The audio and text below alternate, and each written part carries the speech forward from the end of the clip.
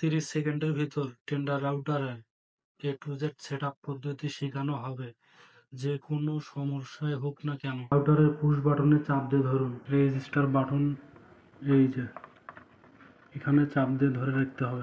মোবাইলে এসে tender wifi এখানে চাপ দিন। দেখুন ডাইরেক্ট আপনাকে ইউজার নেম পাসওয়ার্ডের এখানে নিয়ে গেছে। আইএসপিদের কাছ থেকে ইউজার নেম পাসওয়ার্ড নিতে হবে, এজন্য দিতে পারলাম। দেখুন টেন্ডার রাউটার, আপনি ইচ্ছা করলে এখানে যে কোনো কিছু বসে নিতে পারবেন। পাসওয়ার্ড